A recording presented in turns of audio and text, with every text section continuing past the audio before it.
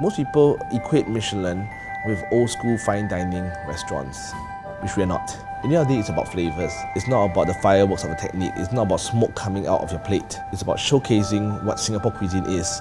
The cuisine is part of me, and the restaurant is a platform for me to express myself.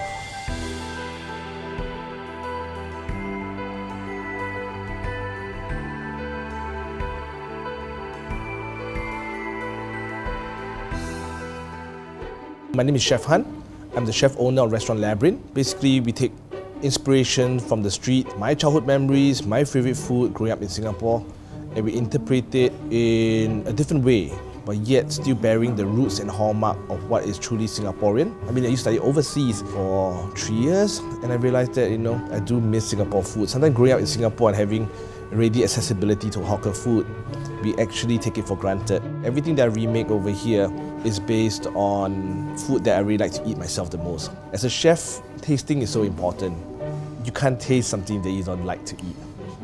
You can't serve something you don't like to eat, and that's most important in the end of the day, because cooking is a form of expression, and hence the Labyrinth's cuisine really is cooking from the heart and from the soul.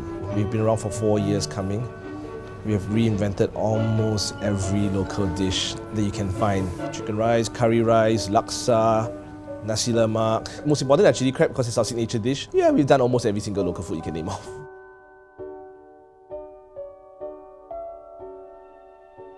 I've always appreciated hawker food. You can go to a coffee joint and pay $7 for latte, but you only pay $4 for hawker food. And the effort required is so much more for hawker. Hawkers, they wake up in the morning, 5 a.m., 4 a.m., they buy their produce. They struggle with all the rising costs at the same time going up. Just look at a simple bowl of fishball noodles. But I say you make the noodles from scratch. You make the stock from scratch. Then you make the chili from scratch. How much can you really sell it for? $4? Maybe $5 these days for a larger portion, larger bowl of it. The moment it hits $8 to $9 as well, people are not going to be happy. It's just crazy. It's a lot of work. For me, it's a mad respect. Modernist cuisine or not, whatever we are doing as well, we cannot forget our roots. We cannot forget to show the respect that is required to the origins. In our community, there is a space for high-end local food and hawkers as well to go hand in hand together. Modernist cuisine doesn't have to be a desecration of street food at the same time. There's no way to compare. Everyone's working as hard as each other. And we're all doing it because we want to preserve our flavors and also to look to the future to see what or how Singapore food can evolve.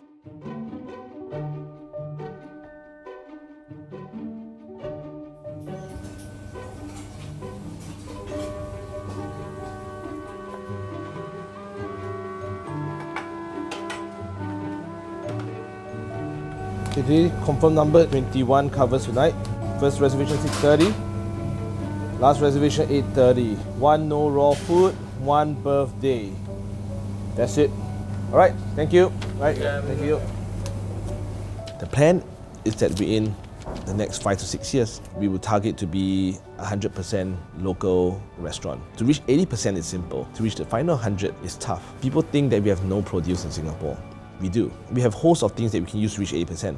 We have quail grown locally, we have goat's milk grown locally, we have chicken that's technically slaughtered in Singapore as well, we have pork that's slaughtered in Singapore, we have lots of fish that's grown in Singapore. They have wild-caught seafood like flower crabs that can catch in Singapore waters. But to reach 100%, that means everything from our salt, pepper, sugar, these all have to be local. This is the next 20%. The menu that we have right now, it really showcases a few key local produce. It's going to be a gradual project as we evolve.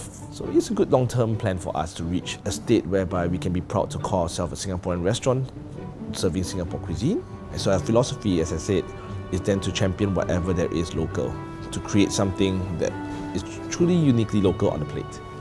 And that's what Labyrinth does. We received the invitation to the Michelin Gala dinner, but they didn't say we got a star. So we didn't know. I was like, imagine going there to clap hands and just clap for the winners or something. I have no idea. Just have a nice dinner. Only until we got to the event itself that we ushered into a room. And I looked around me and saw all the notable chefs in Singapore and all the chefs who got starred before. They were like, hey, I think I got a star too. And of course, it was nerve-wracking. It was exciting. It was a very joyous moment. That day was one of the happiest days of my life. What followed after that was a lot of pressure on us as a Michelin star restaurant. People were looking at us suddenly. Suddenly we had a influx of customers and we only had like 4 cooks in the kitchen. And we were slammed and we were like under pressure. It almost felt as if I opened a new restaurant again. While it was a challenge, it was stressful, but it was a good stress. We had an audience.